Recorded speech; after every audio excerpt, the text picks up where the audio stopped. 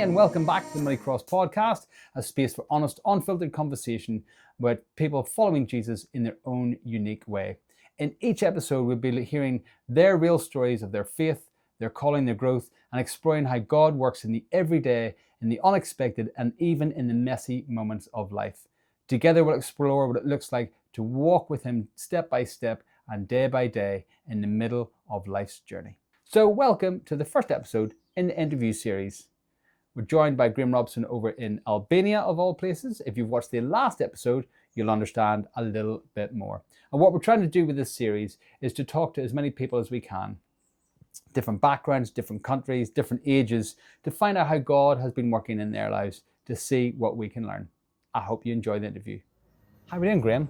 Doing good. How are you? I'm doing very well. Graham, thank you very much for joining us on the Money Cross podcast. And again, we're not in the studio. We're actually in Albania in a lovely little coffee shop here with Graham. Graham, thank you so much for joining us. Let's start by telling our listeners who you are. Tell me a bit about yourself and a bit about your upbringing and how maybe you came to God, and a bit about living in Wyoming as well. So my name is Robison. I'm 18 years old, and I'm from Wyoming in the USA.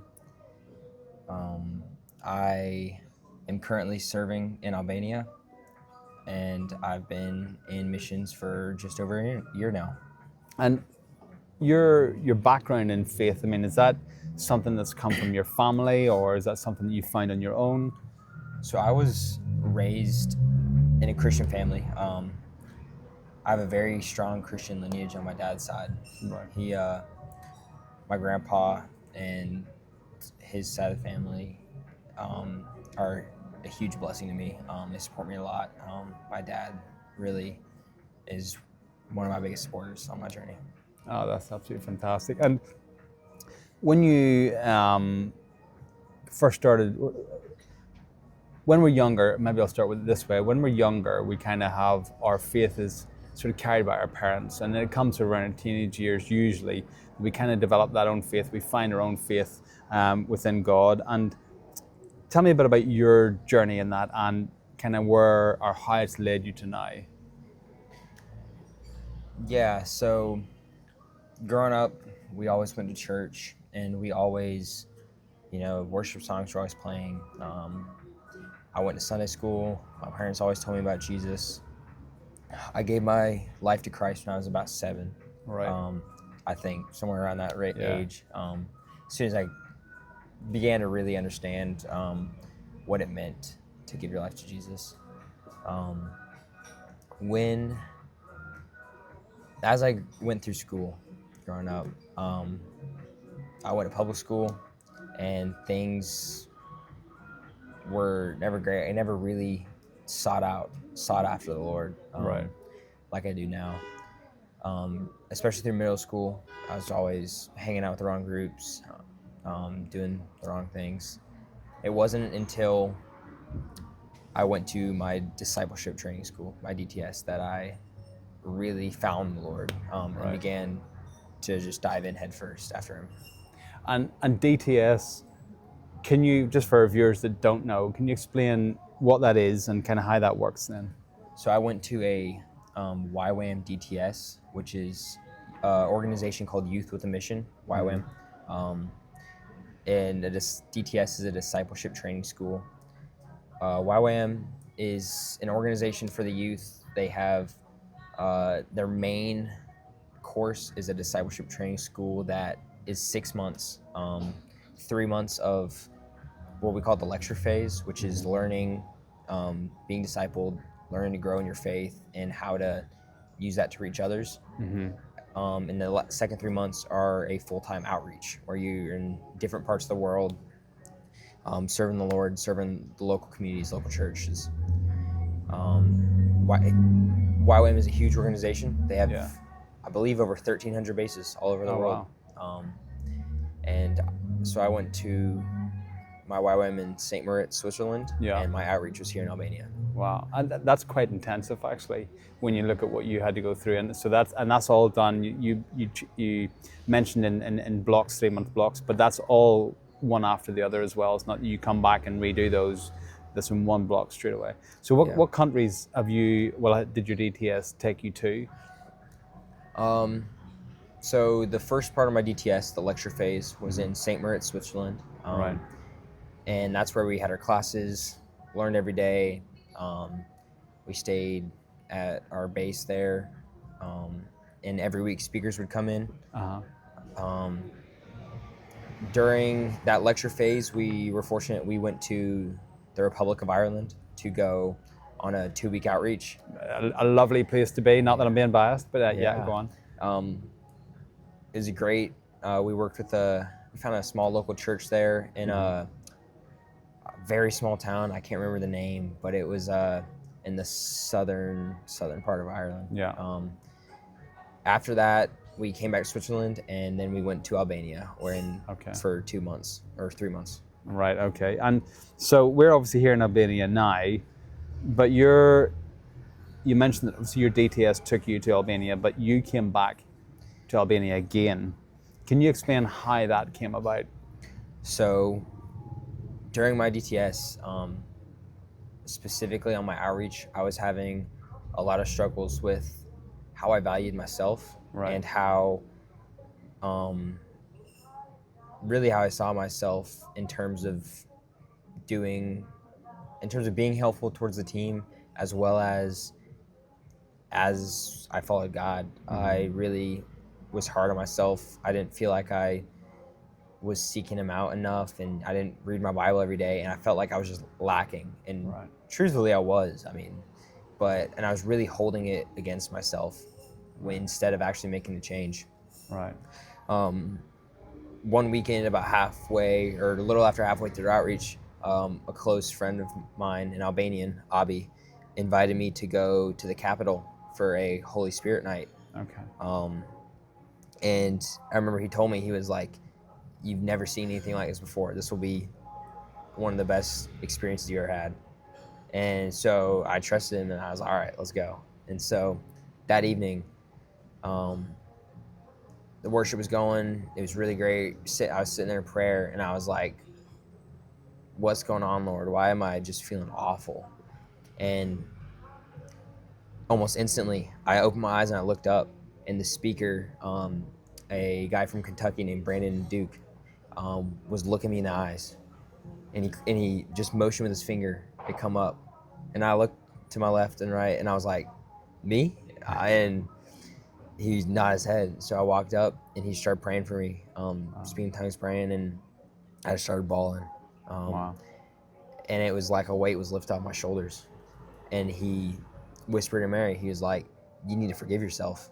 And it just all clicked, and I knew that I had been holding that towards myself. Right. And that evening was just amazing. I was changed. Truthfully, that changed the course of my life. Wow. Weight was lifted off my shoulders, and I came back. I believe it was a Friday evening. I came back the next day, wanting so much more. And I found out that Abi was going to go back after church on Sunday. Right. And so I rode with him to go stay the night and meet the guys there. Yeah. That night, we were up till about 3 a.m. with the pastor, just talking God and what was going on in Albania. And it was such a great conversation. By the time we had called it and went to bed for the night, I went to bed, and I knew, there's just this feeling, I knew that the Lord was calling me back to Albania. Right, okay. And I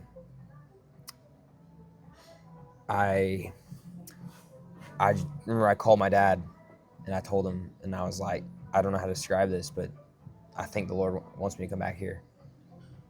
And he fully supported me. We prayed into it, and the more I prayed into it, the more I knew. Yeah. The more signs I saw, and I was ready to come back. That's fantastic. And it must have been really good to have your dad's backing on that, his support on that as well. Yeah. Because your dad, as you mentioned, is big into faith too, so that must have been a real comfort to share that with him and for him to support you in that. Yeah, he was really the reason I went to do a DTS. At the age of 17, I was just kind of freshly out of high school, and I didn't have a clear idea of what I was going to do next. I was taking some local college classes, and I remember I had mentioned doing a DTS, but I spoke about it, a year or two down the line. Right. And one evening he came to me and he told me, he's like, you can go do a DTS this fall if you want. And I was like, really? Can I? And he was like, I think you should. I think the more I pray about it, I think the Lord has something for you there. Wow. And so it was that week that I Yeah. applied to Wyoming St. Moritz and got accepted. So it must have been quite exciting for him to have had that conversation with you previous, and then you phone him and say, Dad, this has just happened, and I feel I've got this call. And that must have been quite a time for him as well. That's absolutely fantastic. Can I ask you what way? It sounds like your faith's been with you your whole life and your family, and I wonder what way, how does your faith impact you every day? Is it that you pray every day for him for guidance, or what does that look like in your life? I try to come from a point of surrender in everything. That's Right. really one of the biggest things that the Lord has led me in. When I pray, almost every time, it has to do with me just giving it all to God and surrender. And that has just helped me so much in my day-to-day life, even with how I feel about the way people see me and stuff. Just giving that up, it's like a weight off your shoulders. Yeah. When there's conflict and anything else like that, Yeah. I'd give it all up. And it really helps a lot, especially when you're living in community every day. Yeah, I can imagine that. And just being in that point of prayer with the Lord, you hear from him. Yeah. I mean, the creator of the universe, and he whispers in your ear. It's Yeah, for sure. part of the life. It is. And you mentioned community there. So I wonder if you had to give somebody your age a piece of advice about following God, maybe they're the start of their journey, so to speak. What advice would you give them, do you think? If you had to give yourself advice, if you had to look back and you had to go back in time and you had to give yourself advice, what would it be? I think the biggest piece of advice I'd give myself is to if you really want to go 100% in, head first for God, that means laying things down in surrender.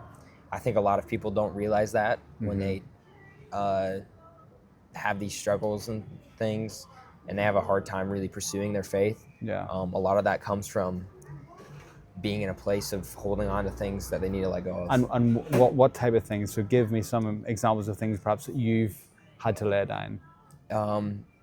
Pride is a big one.